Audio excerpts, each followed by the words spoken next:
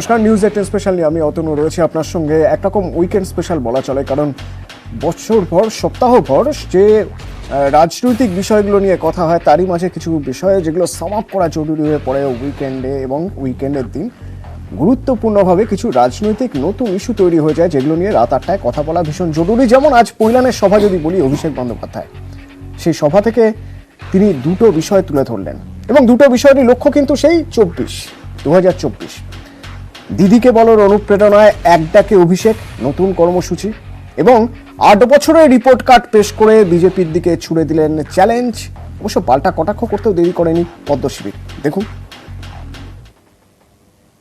মমতা বন্দ্যোপাধ্যায়ের অন্যতম একটা ফ্ল্যাগশিপ স্কিম হিসেবে নেত্রী লঞ্চ করেছিল, তার থেকে অনুপ্রাণিত হয়ে আজকে আমরা এই অনুষ্ঠান লঞ্চ করলাম, এক ডাকে অভিষেক।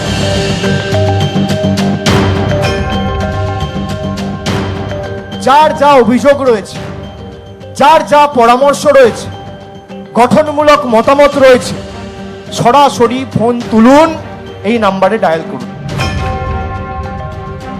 30 কোটি টাকার হিসেব আমি এই বইয়ে তুলে ধরেছি। সবাই কি বলে যে আমাদের সুযোগ দিন, আমি কাজ করে দেখাবো, আর আমি কি বলছি, এই আমার রিপোর্ট কার্ড। টার্গেট 24 হাতিয়ার জনসংযোগ। দিদিকে বলার অনুপ্রেরণায় এবার নয়া কর্মসূচি, এক ডাকে অভিষেক। নিজের লোকসভা কেন্দ্র ডায়মন্ড হারবারেই কর্মসূচির সূচনা। মমতা বন্দ্যোপাধ্যায়ের অন্যতম একটা ফ্ল্যাগশিপ স্কিম হিসেবে নেত্রী লঞ্চ করেছিল, তার থেকে অনুপ্রাণিত হয়ে আজকে আমরা এই অনুষ্ঠান লঞ্চ করলাম, এক ডাকে অভিষেক। এক ডাকে অভিষেক বাবু যখন যাচ্ছেন, সিবিআই যদি ডাকে তাহলে এক ডাকে গেলে ভালো হয় আমার মনে হয়। ডায়মন্ড হারবারের সাংসদ হিসেবে 8 বছর, 8 বছরের রিপোর্ট কার্ড প্রকাশ করলেন অভিষেক বন্দ্যোপাধ্যায়, যার নাম নিঃশব্দ বিপ্লব। বিজেপিকেও বলবো, ক্ষমতা থাকলে আমার 8 বছর পূর্ণ হয়েছে, তোমাদেরও 8 বছর পূর্ণ হয়েছে। তোমার রিপোর্ট কার্ড নিয়ে তুমি এসো, আমার রিপোর্ট কার্ড নিয়ে আমি যাব। এই সমস্ত উদ্দেশ্য একটাই, এই মুহূর্তে পশ্চিমবঙ্গের যে আর্থ রাজনৈতিক পরিস্থিতি তৈরি হয়েছে, বিভিন্ন পরীক্ষার্থীরা প্রতারণার শিকার, তাদের জীবন যৌবন লুট হয়ে গেছে, সেই ক্ষোভকে প্রশমিত করার জন্য নতুন নতুন শব্দবন্ধ তুলে এনে বিতর্ক অন্যদিকে ঘোরানোর চেষ্টা চলেছে। নিউজ 18 বাংলা। রিপোর্ট কার্ড পেশ এবং নতুন কর্মসূচি, এক ডাকে অভিষেক, অর্থাৎ সংসদকে এক ডাকে পাওয়া যাবে যে কোনো সমস্যায়। কিভাবে দেখছেন সবাই? আমার সঙ্গে বিভিন্ন রাজনৈতিক দলের প্রতিনিধিরা রয়েছেন রাজনৈতিক বিশ্লেষক, আমার সঙ্গে দেবাশিস ঘোষ রয়েছেন রাজনৈতিক বিশ্লেষক, রয়েছেন অশোক ভট্টাচার্য কংগ্রেসের, সুপ্রিয় চন্দ্র রয়েছেন তৃণমূলের, এবং তরুণজ্যোতি তিওয়ারি রয়েছেন বিজেপির। প্রথমে দেবাশিস বাবু থেকে জানতে চাইব, এটা নিঃসন্দেহে বলা যেতেই পারে দিদিকে বলো কর্মসূচি একরকম সুপারহিট ছিল, যার ফল ভোট ব্যাংকে পাওয়া গিয়েছে, ব্যালটে যার ফল ইভিএমে পাওয়া গিয়েছে। এই যে এক ডাকে অভিষেক, এটার ফল কি 2024-এ পাওয়া যাবে বলে মনে হয়?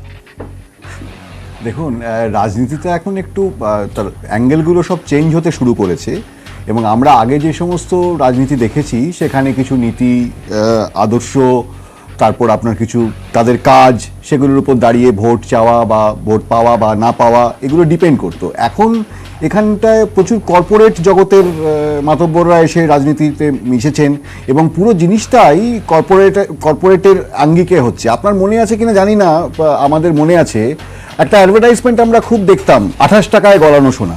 তো আমরা সবাই খুব হতবাক হয়ে গেছিলাম, হোয়াট ইজ দ্যাট? কিন্তু আসলে দেখা গেল ওটা একটা সর্ষের তেলের বিজ্ঞাপন।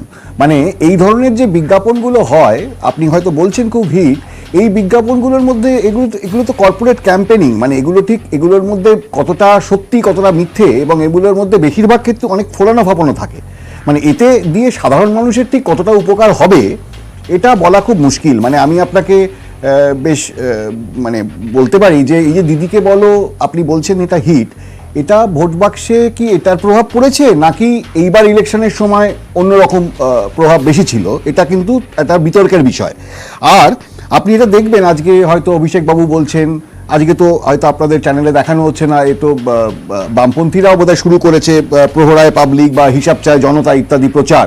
হ্যাঁ, তো এগুলোতে যদি পাবলিকের সত্যিই ভালো হয় তাহলে তো ভালো, কিন্তু আমার মনে হয় এগুলো সমস্তই মূল জায়গা থেকে ইস্যুটাকে ঘুরিয়ে দেওয়া। আজকে কিন্তু আমরা ক্ষতবিক্ষত, আমাদের দেশে মানে রাজ্যে দেশে বিভিন্ন সমস্যা নিয়ে আমরা ব্যতিব্যস্ত, সেই ইস্যুগুলো কিন্তু অ্যাড্রেস করা হচ্ছে না।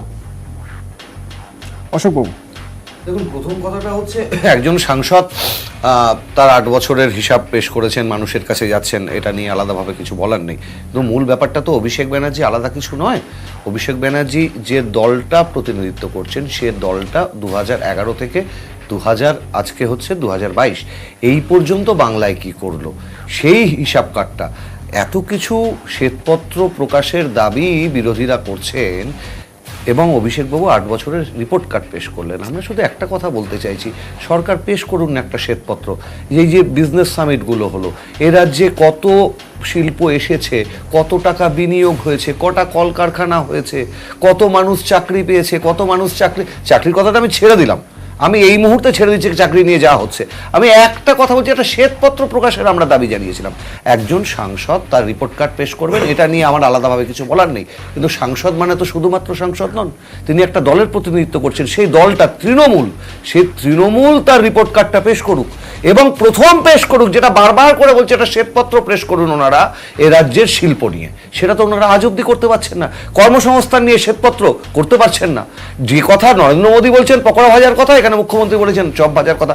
আমি ব্যাপারটাকে এত খুব হালকাভাবে নিচ্ছি না। আমি বলতে চাইছি এই কথাটা, কর্মসংস্থান, শিক্ষা, বিনিয়োগ, শিল্প, স্বাস্থ্য প্রকাশিত হোক শ্বেতপত্র, তবেই আলোচনাটা আলোচনার জায়গায় আসবে। বাদবাকি একজন এমপি তার 8 বছরে তার কেন্দ্রের একটা রিপোর্ট কার্ড পেশ করছেন, এটা খুব একটা গুরুত্বপূর্ণ বলে আমার মনে হয় না। তরুণজ্যোতি, রিপোর্ট কার্ড পেশ করতে হচ্ছে কেন? মানুষকে বোঝাতে হচ্ছে কেন? কি মনে হয়? না, অভিষেক বন্দ্যোপাধ্যায় তৃণমূলের সেকেন্ড ইন কমান্ড, উনি রিপোর্ট কার্ড পেশ করেছেন, খুব ভালো কথা। একটা কপি যবে আমরা পাবো বা হাতে পাবো, পড়ে দেখার ইচ্ছা আমারও থাকবে। আমি খুঁজবো কতগুলো জিনিস ওখানে, আমি খুঁজবো লিপস অ্যান্ড বাউন্সের হিসাবটা ওখানে আছে কিনা, আমি খুঁজবো কুণাল ঘোষ যে ত্রিনেত্র একটা কোম্পানির নাম করেছিল, ত্রিনেত্রর হিসাব ওখানে আছে কিনা। আমি দেখব আইআইপিএম নামে একটা সংস্থা, যার ইউনিভার্সিটি গ্র্যান্ড কমিশনের ডিগ্রি ছিল না, সেখান থেকে আইএসসি পাস করে 2006 আইএসসি পাস করে 2009 এমবিএ করে নিয়ে কি এমন ব্যবসা হলো, কি এমন ম্যাজিক হলো, এত টাকা সম্পত্তি হলো, শান্তিনিকেতনের মতো বাড়ি হয়ে গেল একটা, তার ম্যাজিকটা কি? তাহলে ওইগুলো দেখে আমি গ্রাম বাংলার মানুষদের শেখাবো, তারাও ইনকাম করতে পারবে। আমি দেখব রুজিনা নারুলার থাইল্যান্ডের লিঙ্ক সম্বন্ধে আছে কিনা। আচ্ছা, এই এক ডাকে অভিষেক যখন হবে তখন এক ডাকে তিনি সিবিআই এর কাছে যাবেন তো? আমি এটাও দেখব যে ডায়মন্ড হারবার মডেলের কথা বলেন, সেই ডায়মন্ড হারবারে যখন কান ধরে উঠবস করতে হলে প্রধানদের ঘুষ ফেরত নেওয়ার জন্য, ক্ষতিপূরণ টাকা নিজের অ্যাকাউন্টে নেওয়ার জন্য, তাদের বিরুদ্ধে কোনো ব্যবস্থার কথা আছে কিনা। আমি দেখব পশ্চিমবঙ্গে যে জব স্ক্যামগুলো হয়েছে, ছাত্রছাত্রী সব রাস্তায় বসে আছে, বারবার সামনে আছে দুর্নীতিগুলো, সেখানে উনার আশীর্বাদ বা উনার হাত কতটা আছে সেগুলো নিয়ে লেখা আছে কিনা, বাবা উনি কি পদক্ষেপ নিয়েছেন তার হিসাব আছে কিনা। আমি দেখব তার ডায়মন্ড হারবারটা খুব সুন্দর জায়গা, তোমরা জানো, ওখানে কানেক্টিভিটি যা আছে, পাশে তোমার পোর্ট হওয়া সম্ভব ছিল, ওখানে ইন্ডাস্ট্রিয়াল ডেভেলপমেন্ট এরিয়া হওয়া সম্ভব ছিল, ইন্ডাস্ট্রি হয়েছে কিনা। আমি এটাও দেখব যে রাজ্যে যারা শিক্ষিত বেকার, যারা এসএলএসটি কোয়ালিফাই করে বসে আছে, গতকালকে যারা গত 2 দিন আগে যারা ধর্ণা দিচ্ছিল সেখান থেকে পুলিশ গিয়ে তাদেরকে তুলে আনলো, তারা আজকে জেলে আছে, তাদের সম্বন্ধে লেখা আছে কিনা। এতগুলো বিষয় দেখার আছে, এইগুলো সম্বন্ধে উনি বলেছে কিনা। খালি তো সাংসদ নয় রে বাবা, উনি তৃণমূলের সেকেন্ড ইন কমান্ড বলে কথা, তার উত্তর তো তাকে দিতে হবে। সুপ্রিয়, আমি প্রথম কথা বলি, তৃণমূল কংগ্রেস, মমতা বন্দ্যোপাধ্যায়, আমার নেতা অভিষেক বন্দ্যোপাধ্যায়ের নেতৃত্বে এমন একটা দল, যে দলটা শুধুমাত্র কথা সাহিত্য, পত্র সাহিত্যে বিশ্বাস করে না। আমরা বিশ্বাস করি সত্যে, বিশ্বাস করি তথ্যে। আমরা বিধানসভা নির্বাচনের আগে, সেই নির্বাচনটা যেটা কেন্দ্রীয় বাহিনী দিয়ে ভোট হয়েছিল, আর আপকি বার 200 পার বলে অমিত শাহ চেঁচিয়ে গেছিলেন, ডেইলি প্যাসেঞ্জারি করেছিল কেন্দ্রীয় মন্ত্রী, শোচনীয়ভাবে বিজেপির পরাজয় হয়েছিল। সেই বিধানসভা নির্বাচনের আগেও তৃণমূল কংগ্রেসের পক্ষ থেকে আমরা তথ্য নিয়ে সরকারের যে উন্নয়নের তালিকা তথ্য সমৃদ্ধভাবে মানুষের দরজায় দরজায় পৌঁছে দিয়েছিলাম। শুরু হয়েছিল দুয়ারে সরকার, এবং একাধিক প্রকল্পের একটা সম্মিলিত প্রতিক্রিয়া হিসেবে মমতা বন্দ্যোপাধ্যায়ের ছবি, অভিষেক বন্দ্যোপাধ্যায়ের পরিশ্রমকে সামনে নিয়ে তৃণমূল কংগ্রেস জয়লাভ করেছিল, এটা ইতিহাস। আজকে সেই পথটাকে সামনে রেখেই, মমতাদির যোগ্য উত্তরসূরি, সার্থক উত্তরসূরি আমার নেতা অভিষেক বন্দ্যোপাধ্যায়, তিনি যে লোকসভা ক্ষেত্রে কাজ করেন, যে লোকসভা ক্ষেত্রে তিনি জনপ্রতিনিধি, সেই লোকসভা ক্ষেত্রের সাংসদ হিসেবে তিনি 8 বছরের রিপোর্ট কার্ড পেশ করেছেন। আর এক ডাকে অভিষেক, নিশ্চিতভাবে এখানে যারা রয়েছেন তারা আলোচনার জন্য তরজা করতে পারে, কিন্তু এটা কথা যে প্রাতিষ্ঠানিক জায়গায় যখন কোনো মানুষ বিধায়ক সাংসদ হিসেবে থেকে যান, তার একাধিক কাজের জন্য মানুষের সঙ্গে কোথাও কোথাও একটা গ্যাপ তৈরি হয়, কোথাও কোথাও একটা শূন্যস্থানের জায়গা থাকে। সেই শূন্যস্থানটাকেও ভরাট করবার জন্য একেবারে একটা ফোন নাম্বার, সেই ফোন নাম্বারটাকে মানুষের দরজায় পৌঁছে দিয়ে একটা ক্লিকে অভিষেক বন্দ্যোপাধ্যায়, একটা ফোনে অভিষেক বন্দ্যোপাধ্যায় সাংসদের অফিসকে মানুষ যাতে রিচ করতে পারে, এটা আমি মনে করি এটাও আগামী দিনে একটা ডায়মন্ড হারবার মডেল। আমি মনে করি এই ডায়মন্ড হারবার আগামী দিনে দলমত নির্বিশেষে ভারতবর্ষের বাকি সাংসদরাও ফলো করা উচিত, এতে মানুষের সুবিধা হবে। আচ্ছা ভাই, এখন বললো যে বিধানসভা ভোটে তারা তাদের কাজ নিয়ে মানুষের কাছে গেছিল, সেই মানুষের কাছে যখন গেছিল তারা বলেছিল যে 100 দিনের কাজ মমতা বন্দ্যোপাধ্যায় দেয়। আজকে যখন টাকা আসছে না তখন বলছে কেন্দ্র টাকা দিচ্ছে না। কি দেয় প্রমাণিত হলো, কে দেয়? তারা বলেছিল কে দেয়? ভারত সরকার দেয়, নরেন্দ্র মোদী কেন দেবে? তার সাথে এটাও বলুন না, ভারত সরকার ভালো কথা বলেছে নিয়ে বলো। আমি বলতে চাইছি এটা বলুন,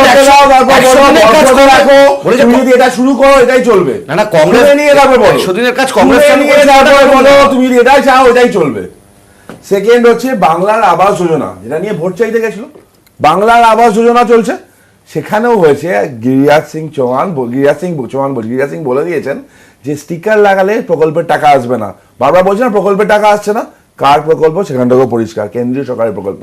কংগ্রেস বলছে কংগ্রেসের তো গর্ব নেওয়া উচিত। আমি তো বলছি ফুড সিকিউরিটি অ্যাক্ট কংগ্রেসের অত্যন্ত ভালো এক পদক্ষেপ। ফুড সিকিউরিটি অ্যাক্টের আন্ডারে যে চালগুলো আসে ফ্রি রেশন দেওয়া হয়, কাল থেকে তরুণকে পাঠাবে গরিব কল্যাণ যোজনার যে চালগুলো আসলো ফ্রি রেশন দেওয়া হলো, মমতা বন্দ্যোপাধ্যায় বললো আমি আসলে ফ্রি রেশন দেওয়া হবে। ভোটের কয়েকদিন পরে আমরা শুনলাম কেন্দ্র চাল পাঠাচ্ছে না, দিতে পারছি না চাল, কে দেয় বোঝা হয়ে গেল। এই পুরো ব্যাপারটা ওনারা খালি স্টিকার লাগিয়ে গেল, মানুষকে বোকা বানিয়ে ভোটে জিতেছে। স্টিকার দিদি নামটা তো এমনি হয়নি, তার প্রত্যেকটা প্রকল্প মানুষ এতটা 20টা প্রকল্পে স্টিকার লাগিয়েছে। গ্রামে গঞ্জে যাও, বাংলা গ্রাম সড়ক যোজনা কোত্থেকে, নির্মল বাংলা মিশন কোন প্রকল্প, জল দেওয়া জল ভর কোন প্রকল্প, মানে মানুষ 2011 থেকে 2021 পর্যন্ত লাগিয়েছে স্টিকার। 2011 থেকে 2021 পর্যন্ত মানুষ সব দেখার পরেও শুধুমাত্র এই কথাগুলো বোকা বনে গিয়ে ভোট একটা কথা আছে, আমি একটা কথা বলতে চাইছি, একটা কথা কি বলতে পারবো? প্রত্যেকটা খালি বোকা বনে নয়, দুটো ফ্যাক্টর তো ছিলই। ফার্স্ট ফ্যাক্টর আমাদের যেগুলো ছিল, আমরা যারা বলতে এলাম হয়তো আমরা মানুষের কাছে রিচ করতে পারিনি বা পুরোটাকে আনমাস্ক করা সম্ভব হয়নি তখন। এখন তো আস্তে আস্তে আনমাস্ক হচ্ছে। ডবল চাকরি দেবো গত বছর পুজোর সময় বলেছিল, বা সরি 2020 সালে পুজোর সময় বলেছিল, 21 গেল, 22 গেল, 22 যাচ্ছে, কোথায় গেল ডবল চাকরি বা চুক্তিভিত্তিক চাকরি নিয়ে এই মুহূর্তে বিজেপির সব নেতাদেরই রাস্তায় নামতে হয়েছে এবং দিনের পর দিন যত সময় গড়াচ্ছে তত এই চাকরি, চুক্তিভিত্তিক চাকরি, সেই বিষয়ে কি কি শর্ত ছিল সেই সব শর্ত বদলাচ্ছে, ধীরে ধীরে বদলাচ্ছে, সে প্রসঙ্গে আসবো। তবে এই দিদিকে বলো প্রসঙ্গ যখন আসছে বারবার, তখন রাজনৈতিক বিশ্লেষকরা বলছেন এখন পাল্টা দিলীপকে বলো হচ্ছে না। তো কেন এই প্রসঙ্গ আসছে? কারণ বিজেপির সর্বভারতীয় সহসভাপতি একটি টুইট করেছেন। সেই টুইটে কি লিখেছেন দিলীপ ঘোষ? লিখেছেন কেউ টাকার বিনিময়ে চাকরি পেলে খবর দিন, আমাদের খবর দিন লিখেছেন। কিন্তু নিচে যে ইমেল আইডিটা দিয়েছেন সেটা বিজেপির কোনো অফিসিয়াল ইমেল আইডি নয়, সেটা দিলীপ ঘোষের ব্যক্তিগত ইমেল আইডি, যেটা নিয়েই শোরগোল শুরু হয়েছে। দেখুন।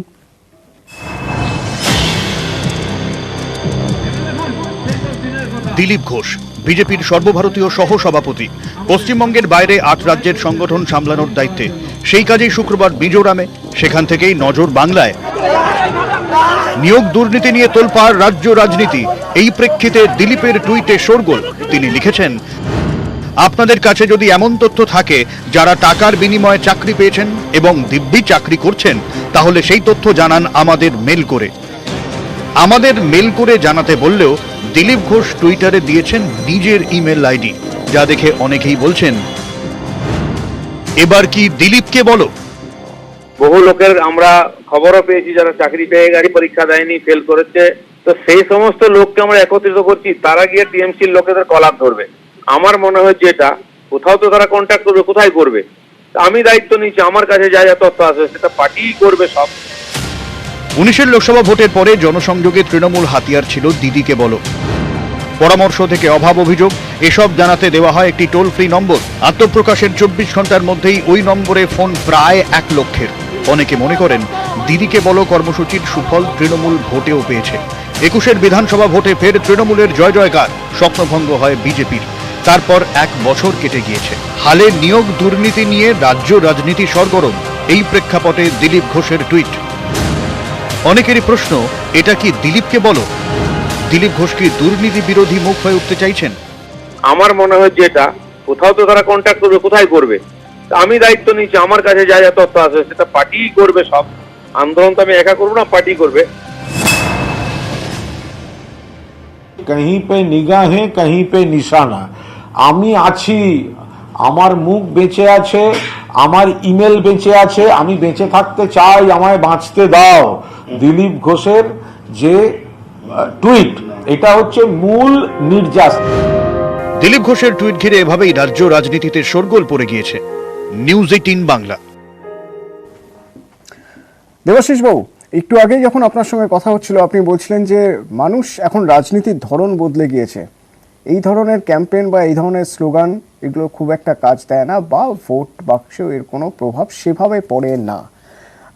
এটার পরেও 2019, 2021 দেখার পরেও 2022-এ দাঁড়িয়ে দিলীপ ঘোষ, যিনি নাকি এই রাজ্যের বিজেপির দায়িত্বে নেই, তিনি এই রাজ্যের কোথাও চাকরি নিয়ে দুর্নীতি হলে খবর পেলে তাকে ইমেল করার কথা বলছেন। কেন মনে হয় আপনার? দেখুন, আমি এটা জানি না দিলীপবাবু ঠিক এটা বলতে চেয়েছেন কিনা, নাকি এটা ভাবা হচ্ছে যেরকম হতে পারে। টুইট করেছেন। আচ্ছা, অ্যাকচুয়ালি এটা তো যদি ওনাদের সংগঠন খুব শক্তিশালী হতো তাহলে তো তৃণমূল স্তর থেকে, মানে তলার থেকেই উনি খবর পেয়ে যেতেন যে কাদের সাথে এরকম হয়েছে বা হয়নি। তো হয়তো সেই জায়গায় কোনো দুর্বলতা আছে, সে কারণে হয়তো এগুলো বলতে হচ্ছে। কিন্তু আমি আবার যে জিনিসটায় জোর দেব সেটা হচ্ছে যে 2021-এর যে ইলেকশনের কথা বারবার বলা হচ্ছে, সেই ইলেকশন কিন্তু একেবারে অন্য রকম ক্ষেত্রে ভাবে হয়েছিল, এবং এটা বাইনারি ক্রিয়েটেড হয়েছিল, যেখানে হয়তো কিছুটা ধর্মের ভিত্তিতে ভোট হয়েছিল, এবং সেখানে তৃণমূলের একটা জয় জয়কার এসেছিল। সেটা দিয়ে বাকি জিনিসকে হয়তো তুলনা করলে একটু কোথাও বোধহয় ভুল হয়ে যাবে, আমার মনে হয় এটা। 2 নম্বর হচ্ছে যে এই যে আজকে ধরুন আনিশ কাণ্ড থেকে শুরু করে, বকটুই থেকে শুরু করে, বাচ্চা মেয়েটির মানে এরকম ধর্ষণ কাণ্ড থেকে শুরু করে সমস্ত ঘটনা, তারপরে একের পর এক কেলেঙ্কারি, ছেলেদের চাকরি হয়নি, চাকরিতে দুর্নীতি, এই ঘটনাগুলো থেকে মুখ ফেরাবার জন্য এরকম কিছু করা হচ্ছে না তো? মানে এই ঘটনাগুলো কিন্তু একটারও কোনো সলিউশন হয়নি।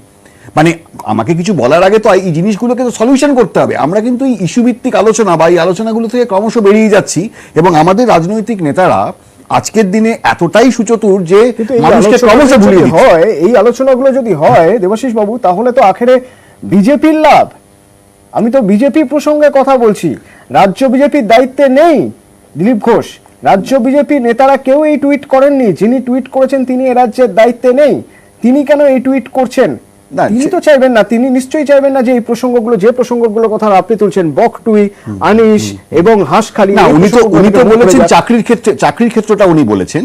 মানে হতে পারে যে উনি নিজেকে হয়তো একটু প্রাসঙ্গিক রাখার চেষ্টা করছেন, সে কারণে প্রাসঙ্গিক রাখার চেষ্টা করছেন। অশোকবাবু কি মনে হয়? দেখুন, প্রথম কথাটা হচ্ছে যে জায়গায় পৌঁছে গেছে বঙ্গ বিজেপি, মানে আরএসএস প্রধানত এই রাজ্যের বিজেপির উপর একেবারে ভরসা টরসা রাখছে না। কারণ আজকে যে জোড়া ফুল আছে কালকে পদ্ম ফুল, আজকে যে পদ্ম আছে কালকে জোড়া ফুল হয়ে যাবে কিনা কোনো গ্যারান্টি নেই, কোনো গ্যারান্টি নেই। এটা গেল 1 নম্বর কথা। দিলীপবাবু নিয়ে যত কম আলোচনা করা যায় তত মঙ্গল, মানে আমার অন্তত পোষায় না। 2 নম্বর কথাটা অন্য জায়গায়, যেটা একটু আগে দেবাশিস দা বলছিলেন, খুব তাৎপর্যপূর্ণ কথা এটা। আপনি পোস্ট পোল ভায়োলেন্স এই বাদ দিয়ে সারদা, নারদা, দুর্নীতি, কর্মসংস্থান নিয়ে তৃণমূলের বিরুদ্ধে আমরা তো ধরুন শূন্য হয়ে গেছি, আমরা পথে নামছি, আমরা আন্দোলন করছি, আমাদের সাধ্য নিয়ে মানুষের কাছে যাওয়ার চেষ্টা করছি। আপনি দেখাতে পারবেন সারদা নিয়ে বিজেপির কোথায় আন্দোলন, নারদা নিয়ে বিজেপির কোথায় আন্দোলন, কর্মসংস্থান নিয়ে কোথায় আন্দোলন, বেকারত্ব নিয়ে কোথায় আন্দোলন?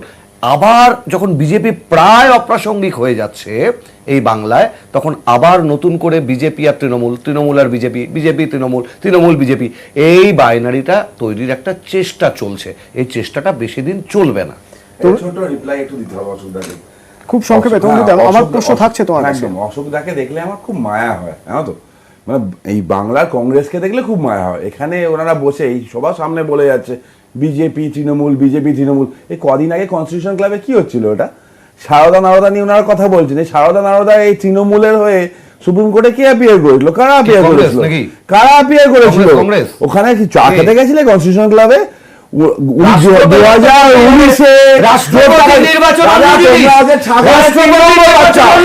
কংগ্রেস হচ্ছে ছাগলের 3 নম্বর বাচ্চা, যারা খালি লাফায়, যারা খালি লাফায়। একটা কথা বলছি, কংগ্রেস ছাগল না গরু না শিয়াল সেটা পরে আলোচনা হবে।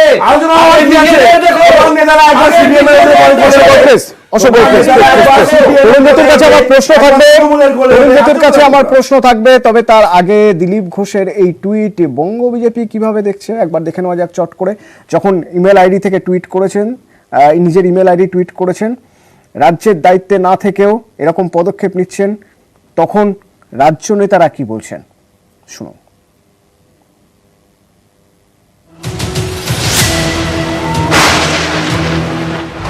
আপনাদের কাছে যদি এমন তথ্য থাকে যারা টাকার বিনিময়ে চাকরি পেয়েছেন এবং দিব্যি চাকরি করছেন, তাহলে সেই তথ্য জানান আমাদের মেল করে।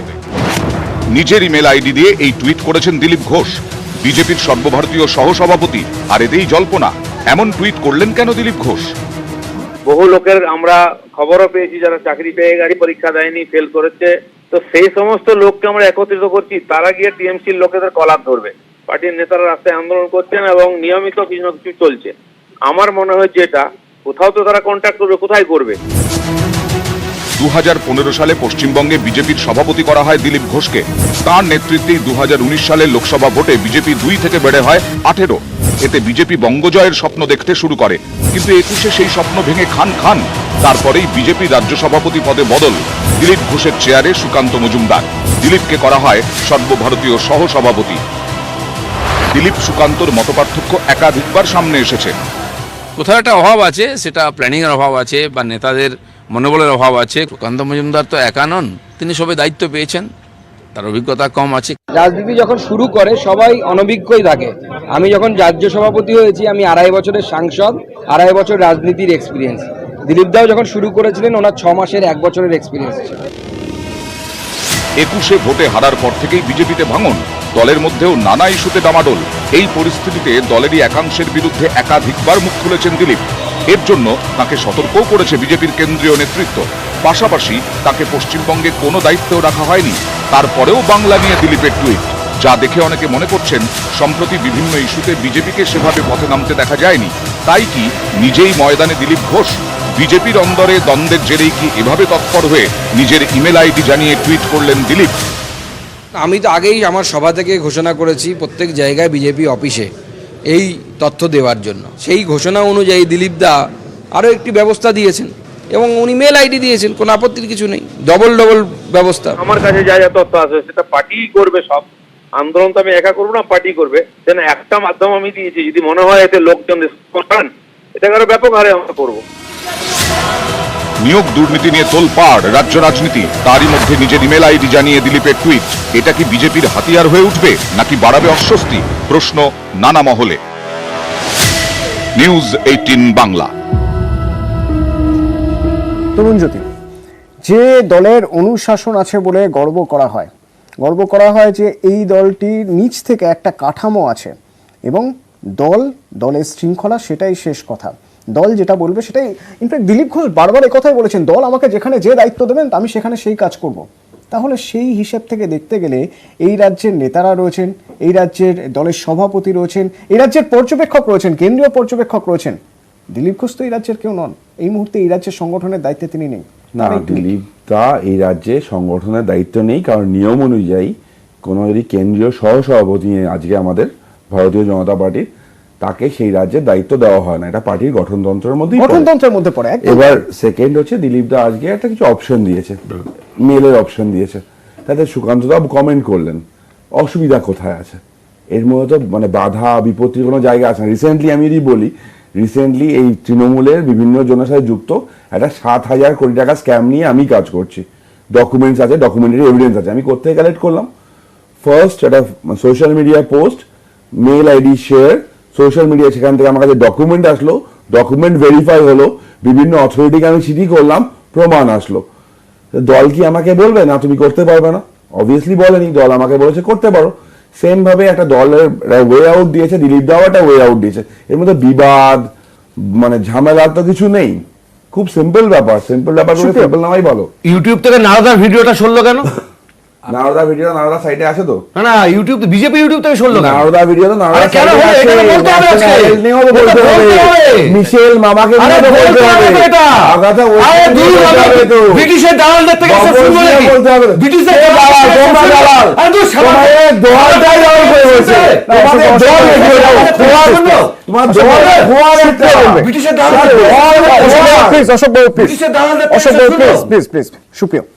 আমি প্রথমে বলি যে এই যে ঘটনা, এটা একজন রোগড়ে দেওয়া মানুষ বনাম একজন অনভিজ্ঞ মানুষ, এটার মধ্যে আমরা কি করব হঠাৎ করে দুটো টিমের মধ্যে? এটা রোগড়ে দেওয়া একটা পক্ষ আর একটা বিজেপির অনভিজ্ঞ পক্ষ, ট্রেনিং সভাপতির পক্ষ। এবার কোনটা জিতবে কোনটা হারবে এটা ওদের ভেতরের ব্যাপার, আমি মন্তব্য করবো না, এসব শিষ্টাচার আমি বজায় রাখি। দুই, এখানে কংগ্রেস একটু আগে বলছিল যে আমি মানে আক্রমণ করবো না, ওরা তো আন্দোলনের সাথী। এখন তো সর্বভারতীয় প্রেক্ষিতের কথা মাথায় রাখতে হবে, আমরা তো প্রদেশ কংগ্রেসের মতো অনভিজ্ঞ, অন্তত সুকান্ত মজুমদার টাইপ তৃণমূল নই। ফলে সেই জায়গায় আমি শুধু একটা কথা বলবো যে ওরা বলছে যে বিজেপি তৃণমূলের সাথে, বিজেপি এবার তরুণদা বলছিল যে কংগ্রেস তৃণমূলের সাথে। আপাতত অভিষেক বন্দ্যোপাধ্যায় যেটা বলছে যে মানুষ, মামাটি মানুষ, তারা মমতা বন্দ্যোপাধ্যায় তৃণমূলের সাথে, এটা একদম প্রমাণিত। দেবাশিস বাবুর কথা আমি ছোট্ট একটা উত্তর দিই। দেবাশিস বাবু অনেকক্ষণ থেকে দুটো বক্তব্য রেখেছেন, দুটো বক্তব্যে একটা কথা আন্ডারলাইন করতে বারবার চেষ্টা করছেন, মানে ওখানেই ঘুরপাক খাচ্ছে বলটা। সেটা হচ্ছে যে 2021 একটা বিক্ষিপ্ত ঘটনা, মানে পর্যায়ক্রমিকভাবে এটাই মোটামুটি। এখন 2021 বিক্ষিপ্ত ঘটনা নয়, সেটা আমি বললে তো বলবে যে তৃণমূল বলছে তাই বিক্ষিপ্ত ঘটনা, তো ওরা মানবে না। কিন্তু সংখ্যা তত্ত্ব বলছে কিরকম, 2021 বিধানসভা হলো, কেন্দ্রীয় বাহিনী দিয়ে হলো, তৃণমূল জিতলো, ব্যাপক ম্যান্ডেটে জিতলো। তারপর উপনির্বাচন হলো, সেখানে অনেক জায়গায় কেন্দ্রীয় বাহিনী হলো, তৃণমূল কংগ্রেস জিতলো, ব্যাপক মার্জিনে জিতলো। লোকাল ইলেকশন হলো, কর্পোরেশন হলো, প্রথমে 4টে জায়গায়, কলকাতা কর্পোরেশন হলো, তারপর 4টে কর্পোরেশন ইলেকশন হলো, সেগুলো তো তৃণমূল জিতলো, ব্যাপক ম্যান্ডেটে জিতলো। তারপরে আরো লোকাল ইলেকশন হলো, একেবারে পৌরসভা লেভেলে মিউনিসিপাল ইলেকশন হলো বাংলায়, সেখানেও তৃণমূল জিতলো, ব্যাপক ম্যান্ডেটে জিতলো। ফলে বিক্ষিপ্ত কোনো ঘটনা, আপনার কর্পোরেটের বিরুদ্ধে কোনো রাগ থাকতে পারে, হতাশা বা অভিমান থাকতে পারে, তৃণমূল কংগ্রেসের মমতা বন্দ্যোপাধ্যায় বা আমার নেতা অভিষেক বন্দ্যোপাধ্যায় তাদের অপছন্দ হতে পারে, কিন্তু জনমতের স্পষ্ট রায়কে, জনগণের রায়ের স্পষ্ট প্রতিফলনকে এক্সেপশন বলে অবমাননা করা, আমার মনে হয় তাদেরকে দূরে সরিয়ে দেওয়া, দূরে ফেলে রাখা, এটা রাজনীতি নিয়ে যারা চর্চা করেন সে সমস্ত সম্মানীয় মানুষদেরও ভেবে দেখবার প্রয়োজন আছে। সুপ্রিয় নিজেকে অনেক ক্ষেত্রে আমি শুনেছি বলতে রাজনীতির ছাত্র বলে। তো রাজনীতির ছাত্র হিসাবে সুপ্রিয়র এটা বোঝা উচিত, বা সুপ্রিয় নিশ্চয়ই জানে, হয়তো এখানে ঘটনাচক্রে বলতে পারছে না, যে 2021 যে ইলেকশনটা হয়েছিল সেখানে মানুষের কাছে বিজেপিকে ঠেকাবার জন্য তৃণমূল ছাড়া সেই মুহূর্তে আর কোনো অপশন মানুষ খুঁজে পায়নি, এবং পুরোটা ধর্মের ভিত্তিতে ভোট হয়েছিল, এবং সেই ভোটে মানুষ তৃণমূলকে প্রচুর ভোট দিয়েছিল, তৃণমূল জিতেছিল। আমার বক্তব্য ছিল যে দুয়ারে সরকার বা ইত্যাদির জন্য নয়, তৃণমূল যে ভোটটা পেয়েছিল সেটা অ্যান্টি বিজেপি ভোট ছিল অনেক ক্ষেত্রে, এবং আমার মনে হয় এটা সুপ্রিয় জানে। অতএব আমি ঠিক বলতে চাইছি, সেটা সুপ্রিয় হয়তো বুঝেছেন। আমার বক্তব্য হচ্ছে এই যে দুয়ারে দিদিকে বলো বা এক ডাকে অভিষেক ইত্যাদিগুলো খুব সুন্দর, শুনতে খুব ভালো লাগে, কিন্তু এটা দিয়ে আদৌ মানুষের কি উপকার হয়? এখানে কি কোনো বেকারের চাকরি হবে? কি বলেছেন দেবাশিস বাবু, এই যে বেকার প্রসঙ্গটা তুললেন, এই প্রসঙ্গেই বলি, সবসময় যখন কোনো রাজনৈতিক চর্চা হয় তখনই কর্মসংস্থান প্রসঙ্গ আসে, এবং রাজ্যের সরকার বা কেন্দ্র সরকারকে দোষ দেওয়া হয় কর্মসংস্থান না হওয়ার জন্য। হ্যাঁ, গত 2 বছরে কর্মসংস্থানের হাল খুব খারাপ সারা দেশে, তা নিয়েও কথা হওয়ার মূল সুর হয় খুব স্বাভাবিকভাবেই সরকার পক্ষের টনক নড়ে। আর সেই সরকারই যখন চাকরির ঘোষণা করছে তখনও আগুন জ্বলছে, ক্ষত দেশের বিভিন্ন জায়গায়, পোড়া দাগ। কেন? চুক্তিভিত্তিক চাকরি বলে। কিন্তু ক্ষত সারাতে তো দাওয়াইও দেওয়া হচ্ছে একের পর এক, নতুন দাওয়াই। চাকরি ঘোষণার সঙ্গে সঙ্গে সংরক্ষণের ঘোষণা। এবার অগ্নিপত্নী আসরে অমিত শাহ, রাজনাথ সিং, নতুন কি ঘোষণা শুনুন।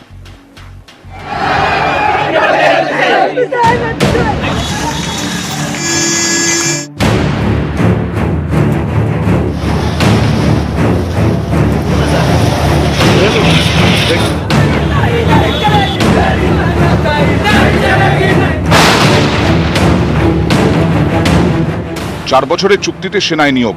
কেন্দ্রের অগ্নিপথের প্রতিবাদে গত কয়েকদিন ধরেই অগ্নিগর্ভ দেশ। বিক্ষোভের মুখে প্রথমে অগ্নিপথের শিথিল বয়স সীমা, তাতেও থামেনি প্রতিবাদ। এবার অগ্নিবীরদের জন্য বিশেষ সংরক্ষণের ঘোষণা স্বরাষ্ট্র মন্ত্রক ও প্রতিরক্ষা মন্ত্রকের। স্বরাষ্ট্র মন্ত্রকের ঘোষণা, অগ্নিবীররা সেনায় 4 বছর কাজ করার পর সিএপিএফ এবং আসাম রাইফেলসে চাকরি করতে পারবেন। তাদের জন্য 10% সংরক্ষণ। শুধু তাই নয়, সিএপিএফ এবং আসাম রাইফেলসে নিয়োগে বয়সের ঊর্ধ্বসীমায় 3 বছর ছাড় পাবেন অগ্নিবীররা। প্রথম ব্যাচের অগ্নিবীররা পাবেন 5 বছরে ছাড়। প্রথমে সংরক্ষণের এই ঘোষণা জানিয়ে টুইট করেন অমিত শাহ। তারপর এদিনই আসরে রাজনাথ সিং এর মন্ত্রক। প্রতিরক্ষা মন্ত্রকের টুইটে ঘোষণা, অগ্নিবীররা 4 বছর সেনায় কাজের পরে প্রতিরক্ষা মন্ত্রকে চাকরির সুযোগ পাবেন। 10% পদ সংরক্ষিত থাকবে। উপকূলরক্ষী বাহিনী 16টি প্রতিরক্ষা পাবলিক সেক্টরে এই সংরক্ষণ কার্যকর হবে। এখানেই শেষ নয়, বিজেপি শাসিত অসম সরকারের ঘোষণা, সেনায় 4 বছর কাজের পরে অগ্নিবীরদের আসাম পুলিশে নিয়োগ করা হবে। গতকাল আসামের মুখ্যমন্ত্রী শ্রী হেমন্ত বিশ্ব শর্মা মহাশয়ের সাথে ছিলাম। উনি ঘোষণা করেছেন যে এই অগ্নিবীর প্রকল্প থেকে যারা ট্রেনিং নিয়ে বেরোবে সঙ্গে সঙ্গে তারা আসাম পুলিশে অ্যাবজর্ব হয়ে যাবে। আসাম যদি করতে পারে তাহলে পশ্চিমবঙ্গ সরকার কেন করবে না? তাহলে কেউ বেকার থাকবে না। এটা তো মনে হচ্ছে যেন পাপ করে ফেলেছে বিজেপি, তারপর সাষ্টাঙ্গে এখন মমতা দিদির সামনে শুয়ে পড়ে বলছে মা উদ্ধার করো। যে তোমরা একটা ডুবিয়েছো ভুলভাল একটা প্রজেক্ট নিয়ে, সারা দেশ জ্বলছে, আর এখন তোমাকে বাঁচাতে তৃণমূলকে নামতে হবে, তৃণমূল সরকারকে নামতে হবে, আর তোমার নিজের সরকারদের নামাচ্ছে। এগুলো সব লোক দেখানো, ভাঁওতা দেওয়ার চেষ্টা করছে। অগ্নিপথের প্রতিবাদ দেশের নানা রাজ্যে, শনিবারও থামেনি। পর্যবেক্ষকদের একাংশের মতে এতে কার্যত ব্যাকফুটে বিজেপি। তাই ক্ষোভ সামলাতে প্রথমে বয়স বাড়ানোর মলম, এবার চাকরি সংরক্ষণের দাওয়াই। এতে কতটা কাজ হয় বলবে সময়। নিউজ 18 বাংলা। অশোকবাবু, প্রথমে আপনার সঙ্গে কথা বলি। কি মনে হয় একের পর এক ক্ষত সারানোর জন্য যে ড্যামেজ কন্ট্রোল করা হচ্ছে, দাওয়াই দেওয়া হচ্ছে, যে আরেকটু রিল্যাক্সেশন চুক্তিভিত্তিক চাকরির ক্ষেত্রে যে আগুন জ্বলছে দেশের বিভিন্ন প্রান্তে, সেই আগুন নিভবে? আপনি বললেন একের পর এক ক্ষতের ওপরে মলম, আমি বলছি একের পর এক জুমলা। জুমলে পে জুমলা। কেন? আচ্ছা বলুন তো, কেন বিশ্বাস করবে মানুষ? এই মানুষগুলোকেই তো বলা হয়েছিল যে 15 লক্ষ টাকা করে অ্যাকাউন্টে আসবে। আমরা যারা স্টুডিওতে এতগুলো মানুষ এসেছি, তাদের কার অ্যাকাউন্টে 15 লক্ষ টাকা এসেছে? সারা ভারতবর্ষে কার অ্যাকাউন্টে এসেছে? এই মানুষগুলোকেই তো বলা হয়েছিল একটা সময় যে কোন কারণে নোটবন্দি, যে সন্ত্রাসবাদকে খতম করিয়ে দেওয়ার জন্য। তারপরেও এই মানুষগুলোই দেখেছে পুলওয়ামার মতন ঘটনা। সুতরাং মানুষ কেন বিশ্বাস করবে? দেখুন, রাহুল গান্ধী আজ থেকে 6-7 মাস আগে একটা কথা বলেছিলেন যে এই দেশে আনএমপ্লয়মেন্ট নিয়ে এমন কিছু হতে চলেছে আপনারা দেখতে পাবেন। আজকে আমরা দেখেছি, তখন হেসেছিল। রাহুল গান্ধী কোভিড নিয়ে বলেছে, মানুষ হেসেছে। আমি এগুলো বলছি না, আমি একটু অন্য জায়গায় যাচ্ছি। এই যে বলা হচ্ছে না, আচ্ছা কত শতাংশ চাকরিটা পাবে, মানে একটু বলুন না। কথা বলা হচ্ছিল 100 জনের মধ্যে কত? বলুন কত শতাংশ? বলুন, আবার বলুন প্লিজ। 25 জন। তো আপনি ভালো করে পড়েছেন? কোথায় জুমলা জানেন? কোথাও বলা নেই যে 25%, বলা হয়েছে আপ টু 25%। অশ্বত্থমা হত ইতি কুঞ্জরটা আসতে বলা হয়েছে। আপ টু 25 মানে 1% হতে পারে, 25% হতে পারে। Up to 25%, that very language. এর মানেটা কি? জুমলা কোন জায়গায় গিয়ে পৌঁছচ্ছে? আমি একটা কথা বলবো, অনেকেই তো এই নিয়ে আলোচনা করবেন, আমি একটু অন্য জায়গায় যাচ্ছি। মানুষ ধরে ফেলেছে, বেকার যুবকরা ধরে ফেলেছে। আমি গতকালও বলেছিলাম, সুপ্রিয় ছিল একটা আলোচনা, আমি আবার বলছি, ম্যাক্স ফ্রিজের একটা নাটক ছিল, জানেন তো, যে ফায়ার রাইজার। খুব সংক্ষেপে না, আমি বলছি ওই জায়গাটা, ওই নাটকটার কথা এই কারণে বলছি, ওই যারা আগুন লাগাতে আসে তাদের পকেটে দেশলাই থাকে না। আসলে পরিবেশ পরিস্থিতি কোথাও আগুন লাগাতে তাদের বাধ্য করে। আমি এই আরেকটা বলছি, আপনার মনে আছে হেনরিক হিমলার অসামরিক ব্যক্তি ছিলেন। হিটলারের একটা বাহিনী হয়েছিল এসএস বাহিনী। কোথাও গিয়ে সন্দেহটা এটাই দাঁড়াচ্ছে, এই অসামরিক লোকগুলোকে কে বলতে পারবে 6 সপ্তাহের ট্রেনিং, সেই 6 সপ্তাহের ট্রেনিংয়ে 42 মাস ভারত মাতার সেনানি হবে। 6 সপ্তাহ মানে 1.5 মাসের ট্রেনিং। তাদের পাঠানো হচ্ছে কোন জায়গাটায়? এই অসামরিক ব্যক্তিদের সামরিক পর্যায়ে নিয়ে যাওয়ার ফল কি হতে পারে? এসএস, জার্মানির হিটলার, সবাই দেখেছে। আজকে আরএসএস এর লোকজনকে কি সেই সেনাবাহিনীতে ঢোকানোর প্ল্যান করা হচ্ছে? আমি এখানে একটু অশোকবাবুকে, আমার খুব ভালো লাগে অশোকদার কথা, এখানে একটুখানি আমাকে করতেই হবে, বিরোধিতা করতেই হবে। সেটা হচ্ছে যে আমাদের কিন্তু মধ্যে অসম্ভব অসহিষ্ণুতা এসে গেছে। মানে এই আমরা বিরোধিতা করবো মানে আমার এগেনস্টে বিজেপি আছে বলে আমাকে সব জায়গায় বিরোধিতা করতে হবে, বা আমার এগেনস্টে তৃণমূল আছে বা সিপিএম আছে বলে আমার সব ক্ষেত্রে বিরোধিতা করতে হবে, ব্যাপারটা কিন্তু এরকম নয়। মানে কোথাও আমাদের রাজনৈতিক নেতারা, আমি সব দলের ক্ষেত্রে বলছি, গঠনমূলক বিরোধিতা করাটা ভুলে গেছেন। মানে এই যে ধরুন আজকে এই যে দেশের সম্পত্তিগুলোকে জ্বালিয়ে দেওয়া হচ্ছে, পুড়িয়ে দেওয়া হচ্ছে, আমি বিশ্বাস করি না এটাতে কোনো ছাত্রর ইনভলভমেন্ট আছে। এর মধ্যে ডেফিনেটলি বিরোধী রাজনীতিকরা রয়েছে। মানে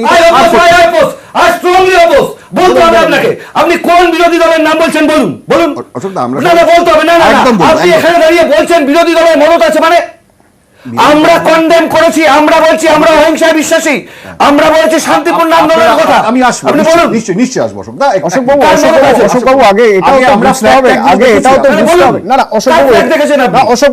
বুঝতে হবে, এটাও বুঝতে হবে যে এত তাড়াতাড়ি অর্গানাইজড ওয়েতে কিভাবে হুলিগানিজম, আমি হুলিগানিজম শব্দটা খুব সংযতভাবে ব্যবহার করছি, সম্পত্তি নষ্ট করা, সরকারি সম্পত্তি নষ্ট করা, যারা সরকারি সম্পত্তি নষ্ট করছেন তাদেরকে কোনোভাবেই বলা যায় না যে তারা ঠিক কাজ করছেন। অর্গানাইজড ওয়েতে কিভাবে হচ্ছে, অর্গানাইজড ওয়েতে কিভাবে হচ্ছে, দেশের বিভিন্ন প্রান্তে অর্গানাইজড ওয়েতে কিভাবে হচ্ছে, আপনারা বলেননি, আপনারা আটকাবার চেষ্টা করেন। কেন আটকাবো আমরা? আগুন জ্বালাবে একজন, নেওয়ানোর দায়িত্ব আমার। সম্পত্তি আমাদের সবার, এইখানেই আমার বক্তব্য। গঠনমূলক বিরোধিতা সবার কি বলছেন? সম্পত্তি আমাদের, এই রাজনীতিটাই আমরা ভুলে গেছি। 1 মিনিট আমাকে শেষ করতে দিন। এটাই গঠনমূলক বিরোধিতা। ধরে নেওয়া যাক বিজেপি আগে অতীতে অনেক ভুল কাজ করেছে, অনেক কিছু ভুল হয়েছে, সব ভুল আমি ধরে নিচ্ছি, এটাও ভুল, কিন্তু এটা তো বিরোধিতার কোনো কথা নয়। মানে আমি যদি এবার পয়েন্টে ফিরে আসি, মানে আমরা জানি দেশে কিন্তু শর্ট সার্ভিস বলে একটা জিনিস আছে, আর্মি, নেভি, এয়ারফোর্স ইত্যাদিতে। এখানে আমরা জানি যে 10 বছরে কন্ট্রাকচুয়াল বেসিসে সার্ভিস দেওয়া হয়, তো সেটা নিয়ে তো কথা হয় না।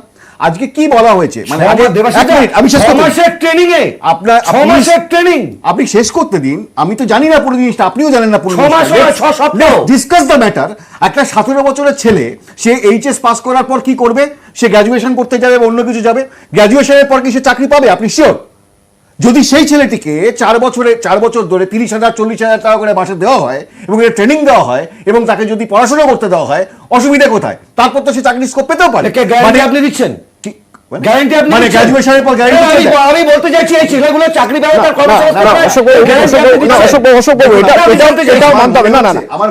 চাকরির গ্যারান্টি কেউ দিতে পারে না। তবে অশোকবাবু এটাও সত্যি, এটাও সত্যি, গ্র্যাজুয়েশনের পর উচ্চ মাধ্যমিকের পর 10+2 এর পরেই চাকরি পাওয়া যাবে, এই গ্যারান্টি কেউ দিতে পারেন না। আমাদের সরকার, যে সরকারি আসুক, যে সরকারি ক্ষমতায় আসুক, এই গ্যারান্টি কেউ দিতে পারে না। সুপ্রিয়, আমি প্রথম কথা বলি যে সরকারি সম্পত্তি যারা বেয়াদপি করে নষ্ট করবার চেষ্টা করেছে, বিভিন্ন জায়গায় নষ্ট করেছে, তাদের প্রতি সহমর্মিতা, সমর্থন তৃণমূল কংগ্রেসের নেই। এটা দলের স্ট্যান্ড, প্রতিষ্ঠা।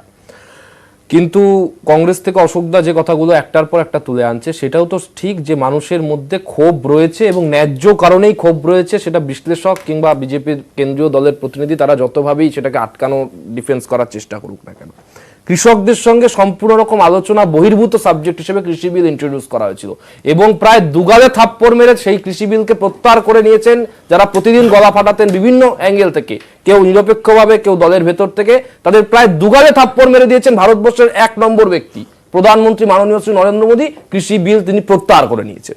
ফলে এই যে সাবজেক্ট, আমি জানি না যে কোন লেফটেন্যান্ট জেনারেল, কোন অবসরপ্রাপ্ত সেনাকর্তা, তাদের কোন, যেখানে আমি একজনের নাম বলছি, বিনোদ ভাটিয়া, তিনি অবসরপ্রাপ্ত সামরিক কর্তা, তিনি কিন্তু প্রস্তাব দিয়েছিলেন যে বিষয়টা করা হচ্ছে সেটা কতটা কার্যকর, কতটা এফেক্টিভ, সেটা নিয়ে পাইলট প্রজেক্ট করা যেতে পারত। দরকার পড়লে একটা সর্বদলীয় বৈঠক করা যেতে পারত। প্রতিরক্ষার মতো বিষয় দেশের একেবারে ফার্স্ট হ্যান্ড সাবজেক্ট, প্রথম সারির বিষয়। আমি এখানে জানতে চাই যে অশোকদা যে কথাগুলো বলছে, আমি আসলে ঢুকলাম না, সেগুলো রয়েছে। আমি কিছু পদ্ধতিগত প্রশ্ন করতে চাই। তৃণমূল কংগ্রেস ইতিমধ্যেই রাজনাথ সিংকে চিঠি দিয়েছে, প্রতিরক্ষা মন্ত্রীকে, যে আমাদের সাংসদদের একটা প্রতিনিধি দল এই বিষয়টা নিয়ে আলোচনার জন্য এবং ক্যাটাগরিক্যাল কিছু ইনফরমেশনের জন্য প্রতিরক্ষা মন্ত্রীর কাছে চায়। ফলে আমাদের প্রশ্নগুলো খুব ক্যাটাগরিক্যাল, যেরকম এই যে ব্যাপারটা বলা হচ্ছে যে অগ্নিপথ, এই অগ্নিপথে প্রথম 6 মাস তার ট্রেনিং হবে, তারপরে 6 মাস তার একটা অ্যাবজর্বিং পিরিয়ড, যে তারপরে 6 মাসে সে আদব কায়দা। আমি এই টেকনিক্যাল বিষয় নিয়ে আমরা বেশ কয়েকদিন ধরে, গত 2 দিন ধরেই আমরা আলোচনা করছি। বুধবারের পর থেকে বৃহস্পতি, শুক্র, আজ শনি, 3 দিন ধরেই তরুণ জ্যোতির থেকে একটু জানতে চাই। আমি শুধু অস্ট্রেলিয়া বলিনি, আমি বুঝে গেছি প্রশ্নগুলো তোমরা অলরেডি জানো, তাই তো? আমি শুধু একটা কথা বলছি, প্রশ্নগুলো উঠছে, দেশ জুড়ে উঠছে প্রশ্ন, দেশ জুড়ে উঠছে, আমি প্রশ্নটা রিপিট করছি। আমি 10 সেকেন্ড শুধু একটা কথা বলি যে প্রশ্নগুলোই দেশ জুড়ে যখন উঠছে, সেই সময় ব্যাপারটার মধ্যে যে একটা গোলমাল রয়েছে, আমি রিপিট, ব্যাপারটার মধ্যে যে একটা গোলমাল রয়েছে, এটা তরুণ জ্যোতিটা যতই ডিফেন্স করুক না কেন সরকার মেনে নিয়েছে। কারণ সরকার বিগত 48 ঘন্টায় 72 ঘন্টায় 3-4 রকম বদল ব্যাপারটা এই জায়গাটাই সরকার গুরুত্বপূর্ণ, যে কোথাও কি ব্যাপারটা গোলমাল রয়েছে নাকি কোথাও কি গোলমাল রয়েছে। ফার্স্টলি তিনটে আমাদের আর্মি তিনটে উইংসের চিফরা অলরেডি স্টেটমেন্ট দিয়ে দিয়েছে, দে ওয়ান্টেড দিস। সেকেন্ডলি একটা 17.5 বছরের ছেলে 6 মাস ট্রেনিং দেওয়া হবে, 4 মাস, তারপর 6 সপ্তাহ। দাদা আপনি যদি 6 মাস সব নয়, জানেন, আপনি 6 সপ্তাহ। আপনি যদি এক সেকেন্ড অশোক বলুন না, অশোক বাবু এক সেকেন্ড প্লিজ, আমরা আলোচনা থেকে সরবো না। অশোক বাবু প্লিজ, তরুণ জ্যোতি প্লিজ, আমি এই ট্রেনিং এর প্রসিডিওরে যাচ্ছি না। আমার না, আপনাকে স্পেসিফিক্যালি আমি শুধু জানতে চাইছি, বুধবার একটা ঘোষণা হয়েছে, তারপর বিভিন্ন জায়গায় বিক্ষোভের আগুন এখনো জ্বলছে। শুক্রবার সেই ঘোষণা থেকে কিছুটা হলো একটা রিল্যাক্সেশনের জায়গা তৈরি করে দেওয়া হলো, আরেকটু রিল্যাক্সেশনের জায়গা তৈরি করে দেওয়া হলো শনিবার। কেন তাহলে বুধবারের যে ঘোষণাটা ছিল সেটা নিখুঁত ছিল নাকি? না, যে ঘোষণাটা ছিল অ্যাবসলিউটলি নিখুঁত ছিল, ইনফ্যাক্ট এখনো আছে। বারবার যারা প্রশ্ন করছে এদের কি হবে, পশ্চিমবঙ্গে একটা 23 বছরের ছেলে কি করে, গ্রাজুয়েট করে মাস্টার ডিগ্রি করে রাস্তায় ধর্নায় বসে, আমাকে চাকরি দাও, যদি কাজ করে, এটা কি ভবিষ্যৎ? পাবজি খেলবে, টিকটক করবে, যদি সেদিনের ঘোষণা তাহলে সেখান থেকে আরো একটা কথা একটা কথা শেষ করতে দাও আমাকে,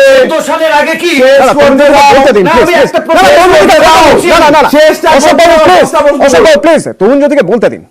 এখানে বারবার বলা না বিরোধী, এই আগুন জ্বলছে, দেখো এই অসহিষ্ণুতা, ফ্যাসিজম বা এই যে ক্যাওস, তার পিছনে রিজন আছে তো, অবভিয়াসলি আছে, যে একটা পার্টিকুলার দল আছে না, তো দলের একদম ওপরে যারা বসে আছে তাদের গায়ে না মুসোলিনির আর্মিতে কাজ করার লোকের রক্ত বইছে, মুসোলিনির আর্মিতে রক্ত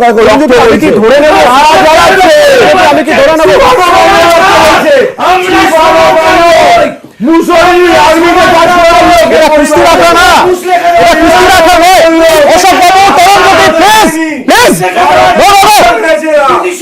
এটা কুস্তি রাখা নয়, এটা রিল নয়। প্লিজ দুজনেরই ফেরার নামিয়ে দিন, দুজনের কেউ কথা বলবেন না। এটা আলোচনার জায়গা, এটা বিতর্কের জায়গা, এটা বক্সিং এর রিং নয়। প্লিজ তরুণ জ্যোতি, আমি কি ধরে নেব আমার প্রশ্নটা ইচ্ছাকৃতভাবে এড়িয়ে যাচ্ছেন আপনি? বারবার যদি প্রশ্নের উত্তর দেওয়ার সময় আটকানো হয়, আপনি প্রশ্নের উত্তর দিচ্ছেন না, আপনি অন্য প্রশ্ন। অ্যাবসলিউটলি না, আপনি যদি প্রথম দিন থেকে স্কিমটা দেখেন, একদম ফার্স্ট দিন যখন ঘোষণা হলো তখন যদি স্কিমটা শোনেন, তখন প্রসপেক্টগুলো বলে দেওয়া হয়েছিল 25% কে অ্যাবজর্ব করা হবে, বাদ বাকিদের অন্য জায়গায় অগ্রাধিকার পাবে। সাথে আবার মিথ্যে বলছে, কংগ্রেস মানে মিথ্যে, কংগ্রেস দলটাই মিথ্যে বলে দাঁড়িয়েছে। আরে আপনার কংগ্রেস আর রে মশাই, কংগ্রেসও না, আপনার কংগ্রেস আর আপনার কংগ্রেসও না, প্লিজ বলতে দিন। এবার করা হওয়ার পর সাবসিকুয়েন্টলি যখন একের পর এক স্কিমগুলো আসলো, যখন তাদের এডুকেশনের ক্ষেত্রেও এডুকেশন ডিপার্টমেন্টও কনসিডার করছে, এটা বলা হয়েছিল। সেক্ষেত্রে ওপেন ইউনিভার্সিটিগুলো এমনি এডুকেশন ডিপার্টমেন্টও এদের এডুকেশনের কথা ভাবলো না। ঠিকই বলেছেন তরুণ জ্যোতি, আমার শুধু এটুকুই জানার রয়েছে যে একটা ঘোষণা সরকার করার পর তারপরে সবার সঙ্গে আলোচনা কি করে করছেন? না, সবার সঙ্গে আলোচনা করেই ঘোষণা হয়েছে। তার জন্য ডিফেন্সে যারা যেখানে মেন যারা উপকৃত হবে তাদের সাথে আলোচনা, মেন স্টেক অবরোধ করছে, যারা স্টেক হোল্ডার্স, যারা অবরোধ করছে ভাই, যারা ট্রেন চালাচ্ছে, দেশের সম্পত্তি যারা নষ্ট করছে, তারা দেশের চাকরি করছে। একটাই প্রশ্ন ছিল আপনার কাছে, নিখুঁত ঘোষণা যদি বুধবার হয়ে থাকে, সেখান থেকে রিল্যাক্সেশনের জায়গাগুলো এলো কেন? চাপে পড়ে জায়গার প্রশ্নই আসে না। নিখুঁত ঘোষণা সেদিনকেও ছিল, পার্ট যখন অ্যাডিশন হচ্ছে, বিভিন্ন রাজ্যগুলো অ্যাড করছে, আমি 30 সেকেন্ড একটু বলে নিই, একটা কত স্পেসিফিক, আমি 30 সেকেন্ড সুপ্রিয়া বলবে, হ্যাঁ 30 সেকেন্ডই আমি নেব। আমার প্রথম কথা হচ্ছে, বিরোধী রাজনৈতিক দলের যদি এত প্রভাব ভারতবর্ষে থাকে, তাহলে ভারতবর্ষের প্রধানমন্ত্রী, তাহলে নরেন্দ্র মোদী হন না, এটা গেল 1 নম্বর। 2014 সালের আগে ভারতবর্ষে কি সেনাবাহিনীতে কোনো নিয়োগ হতো না? তার কি কোনো প্রক্রিয়া ছিল না? কেন এই প্রক্রিয়াকে বন্ধ করার চেষ্টা করলো? এটা গেল 1 নম্বর। 2 নম্বর কথা। 3 নম্বর কথা বারবার করে উঠে আসছে, বিজেপি শাসিত রাজ্যগুলোতে কেন এই হিংসার ঘটনা সবথেকে বেশি? 4 নম্বর কথা হচ্ছে সাভারকরের রক্ত যাদের গায়ে বইছে। অশোক বাবু না এই প্রসঙ্গে এখানে উঠবে না, এই প্রসঙ্গে এখানে উঠবে না, অশোক বাবু এই প্রসঙ্গে এখানে উঠবে না। সুপ্রিয়, আমরা গান্ধীর বুকে গুলি মেরে গান্ধীর পাদদেশে গিয়ে অশোক বাবু প্লিজ। বিজেপি খুব উদ্দেশ্য প্রণোদিতভাবে ভিন্ডিকটিভলি ব্যাপারটাকে ঘুরিয়ে দেওয়ার চেষ্টা করছে। আমি আবারও প্রশ্নটা প্ল্যাটফর্মে রাখতে চাই। এক হচ্ছে যে বুধবার যে ঘোষণা সরকার করলো, ঘোষণা মানে তো এটা তো বাবল গাম না যে চিবিয়ে ফেলে দিল। ঘোষণা মানে সেটা একদম পার্লামেন্ট ফ্লোরে বিল আকারে এলো। সেই বিল আকারে রাজনাথ সিং যে ঘোষণা করলেন, সেই ঘোষণার মধ্যে রিল্যাক্সেশন বৃহস্পতিবার হলো, রিল্যাক্সেশন চেঞ্জেস শুক্রবার হলো, রিল্যাক্সেশন বা চেঞ্জেস শনিবারও হলো। ফলে বুধবারের মডেলটা যদি ঠিক থাকে তাহলে বাকি 3টে দরকার ছিল, অর্থাৎ মডেলের গোলমাল ছিল। এটা প্রমাণিত। এই একটাই তো প্রশ্ন। 2 নম্বর আরে এসেছিল, সেটার কোনো চেঞ্জ হয়নি। যেগুলো সাবসিকুয়েন্ট ডিক্লেয়ার হলো, রাজনাথ সিং এর বিবাদ, এটা অনেক বড় মিনিস্ট্রি ডিক্লেয়ার করলো। স্কিম যেটা এসলো তার এক ফোটাও চেঞ্জ হয়নি, except as relaxation for this year. বাদ বাকি যেগুলো হলো সেটা কোনো চেঞ্জ হয়নি। তো সেটাও তো হয়েছে, মানে ফুল প্রুফ ছিল না। তাহলে ঘোষণা আমি না একেবারেই অসুবিধা নেই। ঘোষণা ফুল প্রুফ ছিল কি ছিল না? পারফেক্ট বলে ওয়ার্ল্ডে কিছু হয়?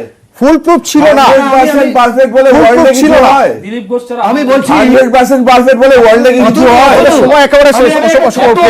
প্লিজ আপনি সবচেয়ে বেশি বলেছেন আজ। বলবো না, আমি একটা অনুরোধ করছি নিউজ 18 কে, আপনার মাধ্যমে নিউজ 18 কে আমি একটা অনুরোধ করছি। সময় শেষ। যেদিনকে আজ আপাতত আমরা বলেছিলাম উইকেন্ড ডিবেট, কিন্তু উইকেন্ড ডিবেটে সবার মাত্রা এতটাই চড়ে গিয়েছে। সবার উইকেন্ড ঠিকঠাক কাটুক, ভালো কাটুক। আপাতত এখানেই সবাইকে ধন্যবাদ জানাচ্ছি।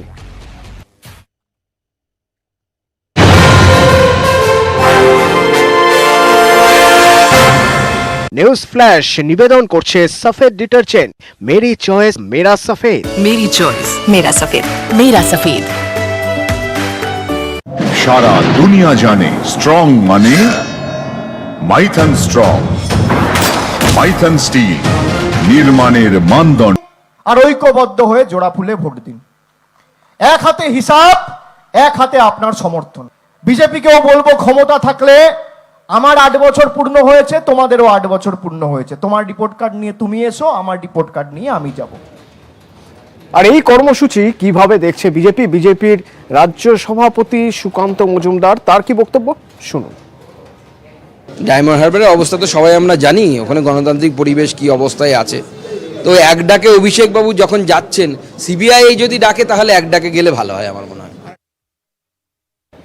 এই এক ডাকে অভিষেক প্রসঙ্গে যখন কথা বলছেন, তখন তিনি দিদিকে বলো প্রসঙ্গ তুলে নিয়ে এসেছিলেন। দিদিকে বলো 2019-এর একটি প্রজেক্ট, যে প্রজেক্টে তৃণমূলের একটা মাস্টার স্ট্রোক বলা যেতে পারে সে সময়ের হিসেব দেখতে গেলে। এবার আবার রাজনৈতিক বিশ্লেষকরা বলছেন সেই একই ধাঁচে দিলীপকে বলো হচ্ছে না। তো কেন এই প্রসঙ্গ আসছে? তার কারণ দিলীপ ঘোষ একটি টুইট করেছেন, যে টুইটে তিনি তার নিজের মেল আইডি দিয়েছেন। তিনি বলছেন অভিযোগ তাঁদের জানাতে, তাকে একা নয়, তাঁদের। কিন্তু মেল আইডি তার নিজের, অফিসিয়াল মেল আইডি নয় বিজেপির। ভেঙ্কটেশ্বর প্রতিনিধি আমার সঙ্গে এই মুহূর্তে রয়েছেন। ভেঙ্কটেশ্বর, এই টুইটের ব্যাপারে বিস্তারিত একটু জানতে চাইবো। এই টুইট দিলীপ ঘোষ কবে করেছেন এবং এই টুইটের সারমর্ম কি?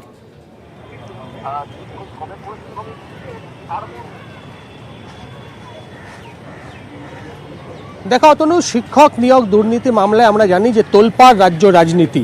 ইতিমধ্যেই আদালতের নির্দেশে কেন্দ্রীয় তদন্তকারী সংস্থা এই মামলার তদন্ত করছে। এরই মধ্যে একেবারে দিলীপ ঘোষ নিজের যে Twitter handle account, official Twitter handle account, সেখান থেকে একটি পোস্ট করেছেন, টুইট করেছেন।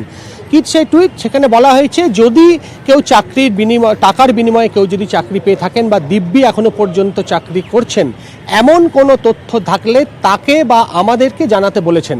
এবং যে টুইটে দিলীপ ঘোষের যে টুইট, সেখানে কিন্তু রয়েছে যে একেবারে ইমেল আইডি, দিলীপ ঘোষের যে নিজস্ব যে ইমেল আইডি, সেই ইমেল আইডি উল্লেখ করে সেই টুইট করা হয়েছে। এখানেই প্রশ্ন উঠছে। আমরা বিগত দিনে দেখেছি যে বিরোধীরা, বিশেষ করে এই শিক্ষক নিয়োগ হোক বা বিভিন্ন দুর্নীতির ইস্যুতে, তারা নানান বক্তব্য রেখেছে, সরকার এবং শাসক দলের বিরুদ্ধে সুর চড়িয়েছে। কিন্তু দিলীপ ঘোষ একেবারে স্বতন্ত্রভাবে আমরা দেখলাম তিনি একেবারে টুইট করলেন নিজের ইমেল আইডি দিয়ে। এখানেই প্রশ্ন উঠছে, যেখানে বঙ্গ বিজেপির যারা নেতারা, তারা যেখানে এই বিষয়টা নিয়ে এখনো পর্যন্ত তারা বক্তব্য রাখছেন ঠিকই, কিন্তু এই ধরনের ইমেল আইডি বা সরাসরি এই যে অভিযোগ, বিভিন্ন দুর্নীতির অভিযোগ, তাদেরকে জানানোর ব্যাপারে কোনো রকম টুইট বা সোশ্যাল মিডিয়ায় তাদের পোস্ট দেখা যাচ্ছে না। সেই জায়গায় দাঁড়িয়ে দিলীপ ঘোষের এই টুইট নিয়েই প্রশ্ন উঠছে। দিলীপ ঘোষ বিজেপির সর্বভারতীয় সহসভাপতি, কিন্তু দিলীপ ঘোষ কেন হঠাৎ করে টুইট করলেন? তাহলে কি দিলীপ ঘোষের বঙ্গ বিজেপির যারা নেতৃত্ব রয়েছেন বা নেতারা রয়েছেন, তাদের প্রতি দিলীপ ঘোষের কোথাও একটা অনাস্থা রয়েছে? না হলে দিলীপ ঘোষ কেন সেই টুইট করলেন এবং টুইট করে সেখানে লিখলেন যে আমাদেরকে জানান যদি এই ধরনের কোনো তথ্য থাকে, দুর্নীতি হয়ে থাকে বা কেউ চাকরি করছেন টাকার বিনিময়ে, আমাদেরকে জানান। সেখানে দিলীপ ঘোষ নিজের ইমেল আইডি দিয়ে একেবারে ভেঙ্কটেশ্বর, এবং যে প্রসঙ্গ তুমি তুলে ধরছিলে ভেঙ্কটেশ্বর, যে দিলীপ ঘোষ নিজের মেল আইডি দিয়েছেন, কই বঙ্গ বিজেপির কোনো নেতারা তো এখনো পর্যন্ত এরকম কোনো প্রজেক্টের কথা বলেননি যেখানে নিজের মেল আইডি দিচ্ছেন। তাহলে বঙ্গ বিজেপি কিভাবে দেখছে? সুকান্ত মজুমদার, দিলীপ ঘোষের সঙ্গে আমরা কথা বলেছিলাম, সেটাও আপনাদের শোনাবো। সুকান্ত মজুমদারের বক্তব্য শোনানোর আগে একবার শোনাবো যিনি টুইট করেছেন তিনি কি বলছেন, অর্থাৎ দিলীপ ঘোষ বিজেপির সর্বভারতীয় সহসভাপতি, এর প্রসঙ্গে কি বলছেন। বহু লোকের আমরা খবরও পেয়েছি যারা চাকরি পেয়ে গেছে, পরীক্ষা দেয়নি, ফেল করেছে। তো সেই সমস্ত লোককে আমরা একত্রিত করছি, তারা গিয়ে টিএমসির লোকেদের কলার ধরবে। পার্টির নেতারা রাস্তায় আন্দোলন করছেন এবং নিয়মিত কিছু না কিছু চলছে।